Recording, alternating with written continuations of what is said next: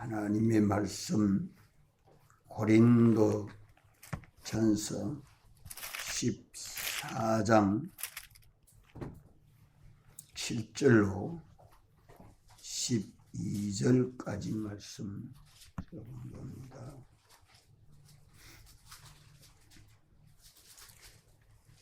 신약 280조 고린도전서 14장 7절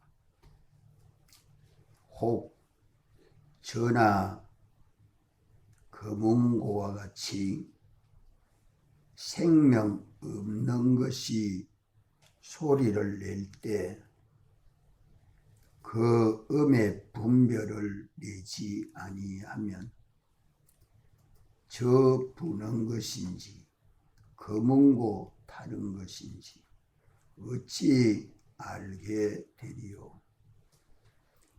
만일 나팔이 분명치 못한 소리를 내면 누가 전쟁을 예비하리요. 이와 같이 너희도 혀로서 알아듣기 쉬운 말을 하지 아니하면 그 말하는 것을 어찌 알리요.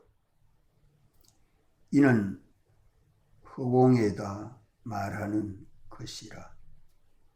세상에 소리의 종류가 이같이 많되 뜻 없는 소리는 없나니 그러므로 내가 그 소리의 뜻을 알지 못하면 내가 말하는 자에게 야만이 되고 말하는 자도 내게 야만이 되리니 그러면 너희도 신령한 것을 사모하는 자인즉 교회에 더욱 세우기를 위하여 풍성하기를 구하라. 아멘. 여기 저는 관악기이고 금은고는 현악기입니다. 저와 금은고는 본문에서 모든 악기를 대표해서 저와 금은고로 말씀하고 있습니다. 생명이 없는 악기는 그 도구의 소리를 분별하지 않고는 이게 관악기인지 현악기인지 분별이 되지 못합니다. 악기는 음의 법칙을 따라 소리를 내어야 이게 무슨 소리라, 이게 무슨 악기라 분별할 수 있게 되죠. 만약 시끄러운 소리가 되고 아름다운 그런 소리가 되지 못하면 악기라 할 수 없겠습니다. 악기마다 특유의 소리를 가지고 있기 때문에 소리를 들어보고 저를 부는구나, 금은고를 타는구나 알게 되고 무슨 악기라고 말할 수 있을 것입니다. 이런 악기에 대해서 비유해서 하는 말씀이죠. 생명을 가진 사람도 중얼거리는 말을 들으면 듣는 사람들에게 소음이 될 것입니다. 제가 어떤 분이 대표 기도를 하는데 그 기도가 입안에서 그저 우물우물하는 그런 소리로 기도하고 있으니까 그건 대표 기도가 되지 못합니다. 오히려 그 시간이 하나님께 진정한 대표 기도가 될 수 없죠. 상호간에 알아들을 수 있는 언어가 되어야 의사가 소통되고 서로 교감하게 됩니다. 고대 전쟁에서는 적의 침입이 성 안에 올 때에 백성들이 나팔 소리를 듣고 이 전쟁이구나 알아듣습니다. 군대는 진격하고 후퇴하는 행동을 취할 때도 나팔 소리를 듣고 진격도 하고 후퇴도 합니다. 만약 나팔 소리를 분별하지 못하면, 명백하게 내지를 못하면 듣는 사람의 행동은 제대로 취하지 못할 것입니다. 도리어 당황하고 놀랄 수밖에 없죠.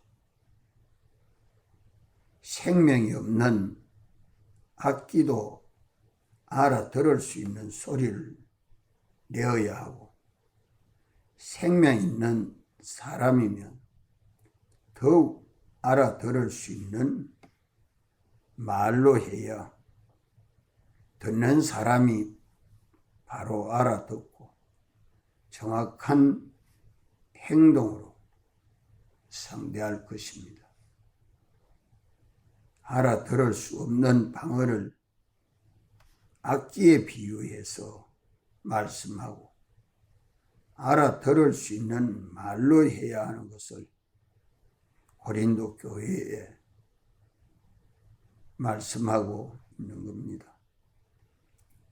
혀는 사람에게 말을 하게 하는 신체의 하나의 기관입니다. 사람은 혀로서 상대에게 의사를 전달하는 말을 하죠. 해야 하는 말이 있고, 아니해야 하는 말이 있고, 크게 해야 하는 말이 있고, 작게 하는 말이 있고, 알아들을 수 있는 그 말을 전달해야 합니다. 혀는 생명 있는 사람에게 하나의 악기와 같다는 것을 비유해서 말씀하는 것입니다. 혀가 상대에게 자기의 뜻을 표현하지 못하면 그 사람은 혀는 가졌지만 말을 제대로 하지 못하는 벙어리라 할 수 있을 겁니다. 알아들을 수 없는 방언은 듣는 사람에게 무익하기 때문에 허공을 두고 말하는 것과 같습니다. 세상의 많은 소리의 종류는 다 각각 소리마다 그 의미를 가지고 있습니다. 그 소리에 의미가 없는, 뜻이 없는 소리가 없지요. 모든 세상의 소리가 다 의미를 가지고 있는데, 사람의 그 소리, 곧 말하는 그것이 무엇을 말하는지 알아들을 수 있도록 말을 해야 되고, 또 듣는 사람도 알아들을 수 있고 애를 써야 합니다. 모든 사람은 어느 시대나 어느 민족이나 서로 알아들을 수 있는 말로 살아가고 있습니다. 그 말이 사람의 언어다. 지방마다, 민족마다 다 언어를 가지고 서로 소통하고 살아가고 있습니다. 우리가 그 말의 뜻을 알지 못하면 말하는 자에게 야만이 되고 말하는 자도 야만이 되죠. 다시 말하면 말하는 자가 듣는 자에게 그 의미를 바로 전달해 주지 못하면 그것이 무익하고 듣는 자도 말하는 자에게 무익할 수밖에 없습니다. 우리가 사람의 언어는 상대에게 전달하고 또 설득하고 바로 알게 하는 기능을 가지고 있는 것입니다. 제가 설교할 때도 참 무슨 설교를 하는지 알아듣지 못하도록 설교를 하는 것이 많아서 회개함으로 이 말씀을 전합니다. 우리가 대표기도 할 때도 작은 소리를 해서 다른 사람이 다 들을 수 있도록 기도해야 되는데 그렇지 못한 때도 있고 입안에서 중얼중얼하는 그런 대표 기도가 될 때도 있고 언제나 그 기도도 그렇고 또 설교도 그렇고 하나님이 전하는 것을 전해줘야 하는데 하나님이 전해주는 것을 전하면서 하나님의 그 계시는 성령으로 깨달아 알아야 아는 지식을 전달하는 것이고 성령으로 아는 지식을 선포할 때에는 알아들을 수 있도록 전해야 하는 것이고 그것이 실행이 되기까지는 하나님의 권능이 역사해야 합니다. 이러므로 우리는 기도할 때도 말로 기도하고 그 말을 하나님이 알아들을 수 있는가? 우리는 말로 기도하는 것이 하나님이 다 듣습니다. 또 그것이 마음을 다해서 기도가 돼야 돼요. 마음으로 내 마음과 내 혀가 일치가 되지 않고 마음은 마음대로 혀는 혀대로 움직이면 그럴 때가 있죠. 그러면 그것이 주님 앞에 외식이나 되지 진실이 되지를 못하죠. 말로 기도가 마음으로 기도하는 일치가 되도록 아무리 마음을 가지고 진실하게 기도한다고 해도 그 참된 진실한 기도는 성령이 옳다 인정해야 합니다. 우리가 진실이란 말은 있는 건 있다, 없는 건 없다 하는 게 진실인가? 참된 진실은 성령이 인정해야 진실이 됩니다. 성령이 옳다 해야 진실이 됩니다. 성령에 감동하시는 것이 성령의 인을 받기까지 이렇게 말로 기도하고 마음으로 기도하고 성령으로 기도하는 영어로 기도하는 그 기도가 될 때에 주님과 소통이 됩니다.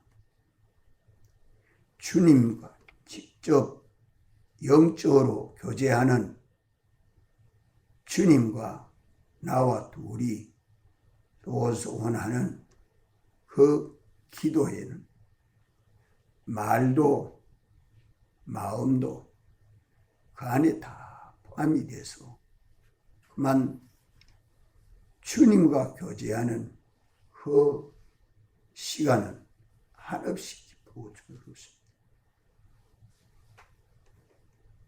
그런 영어로 기도하는 그 기도가 또 신방하고 권면하고 설교하고 가르치는 그 모든 것은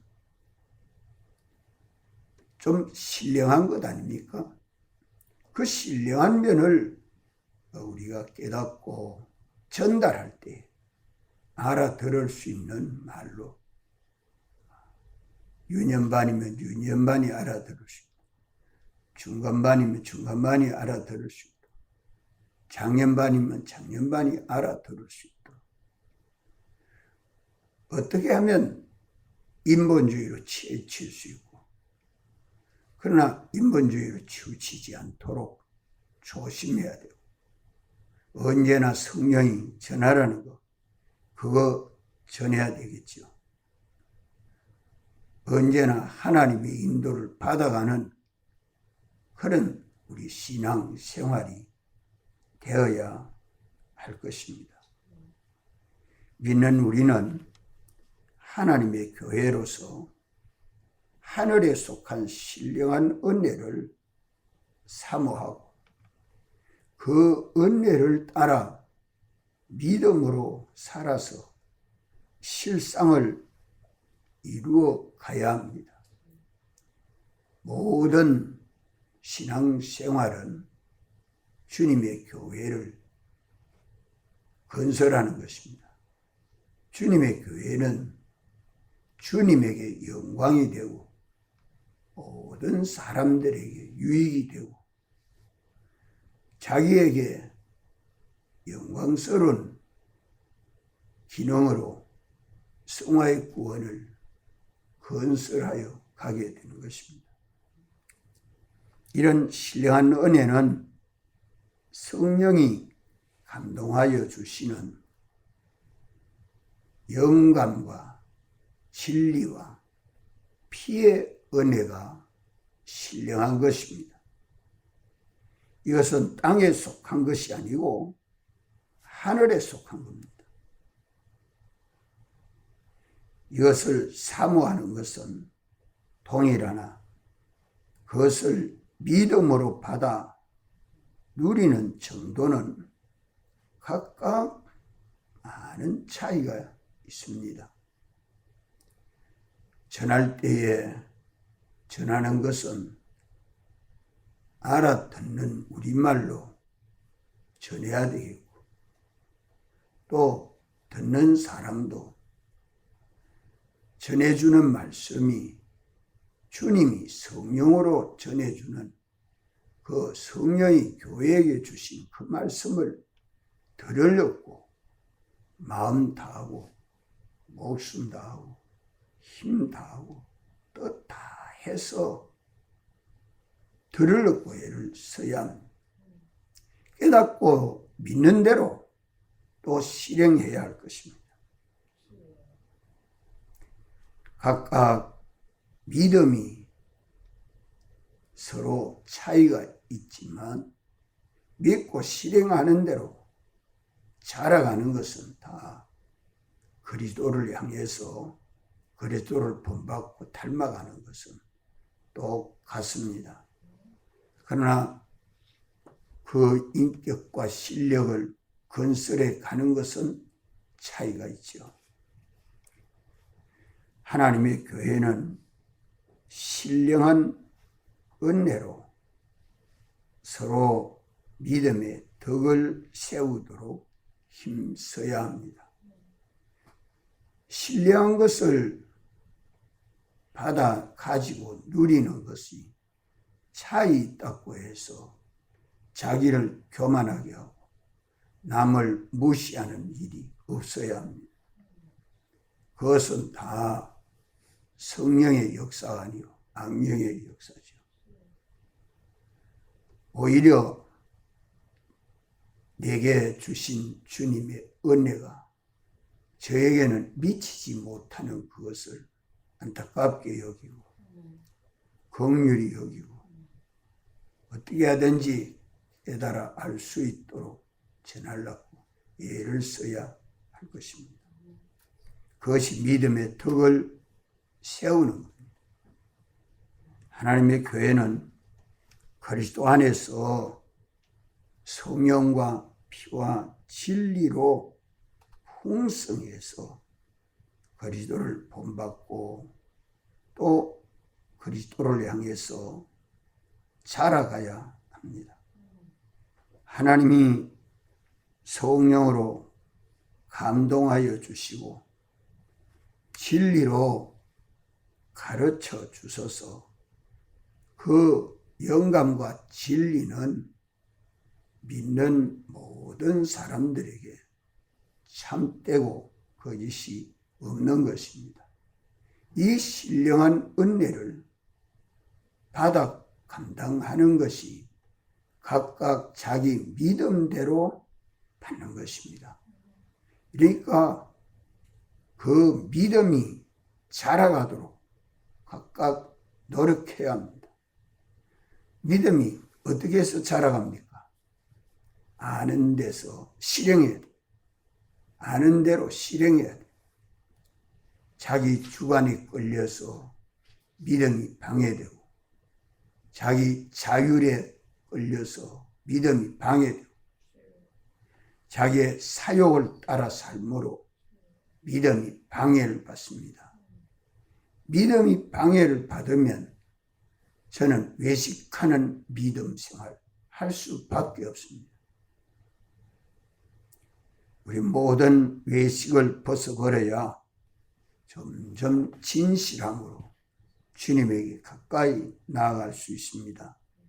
참되고 거짓이 없는 그 길을 진리로 가고 진리와 함께 생명이신 주님과 동행함으로 하나님 우리 아버지의 신령한 은혜로 충만하게 되는 겁니다.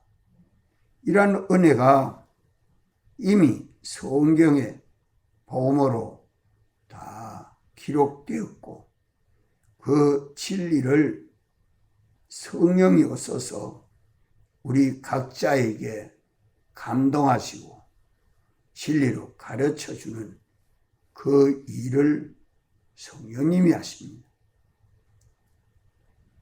이렇기 때문에 각자 자기에게 성령이 가르쳐주는 그 영감 도리를 따라서 믿고 순종하는 이 일을 진실되이 감당해 나가는 자는 그리스도 안에서 하나가 됩니다. 점점 그리스도를 본받고 닮아가서